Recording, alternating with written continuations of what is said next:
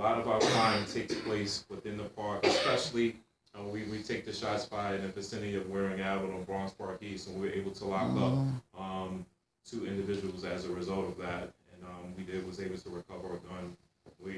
We're closing in on locking up 2 other individuals that was responsible for that. So don't take it for granted. If you hear something, please just give us a call. A lot of times we are seeing that crimes are taking place, and people become so immune to it that they don't pick up the phone. Hopefully one day when they increase that budget, hopefully ShotSpotter will come to the 409 precinct. What is that? It's a system from the satellite, basically on sensors that pick up where shots are fired, and we're able to respond even if someone dials 911 or not. Okay, so it's a phenomenal system, and we're hopefully it comes to the 409 precinct. That system has been installed in some of the busier commands throughout the Bronx, particularly the 40, the 46, the 44, and so on and so forth. But hopefully we get enough money in the budget, the city will roll that out in the confines of the 409, okay? So the only way that we can get that here sooner is please to hold your elected officials accountable so they can lobby so we can have more money in the budget so that we can have the ShotSpotter here. How much more money are you talking? I don't know. I really don't know. I have the answer to that. I have the answer to that. Yes. If you get more calls through 911 on shots fired, would that help to get the shots thing come to the precinct, or you need help more from the elected? It's basically from the budget. Right. Yeah, they rolled this ShotSpotter program out, particularly in Brooklyn, in the Bronx, and some commands in Manhattan. But it's just a matter of fact of putting these sensors up, and we also have to get the approval from the landlords and everybody else that own the buildings.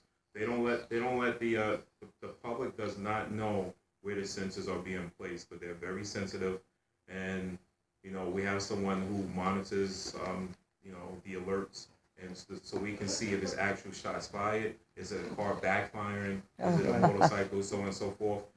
Nothing is perfect, but it can kind of give us the parameter of when that shot was fired up into a 75-foot radius, so we can respond and investigate. A lot of times when we do respond, we actually know that shots were fired, and it prompts us to find ballistics such as shell casings and so on and so forth, so we can generate reports and follow up with future investigations. Another thing, for point of information, I thought maybe you as a captain could advise the community people here that is it true, from my knowledge, that if the more calls you get from a neighborhood, the more police are allocated to that location? No, that's not true. Well, I don't mean that location. I mean in other words, what I'm trying to say is, if less people call on crime, then it affects the statistics. But you mean if more less crime is call, reported? What? You mean if less crime is reported? Yeah, in other words, the more crimes that are reported in a neighborhood, do they allocate more cops based on that? Yeah, you're actually correct. Yes. You're correct. So even if your car's broken into, You have to report it. even if you got to eat the deductible. And the same goes with 311. Yes. I know we get a lot of complaints 311 doesn't work, but 311 is basically a docket center. So if you don't report it, it's not listed, and it's never, the issue doesn't exist basically.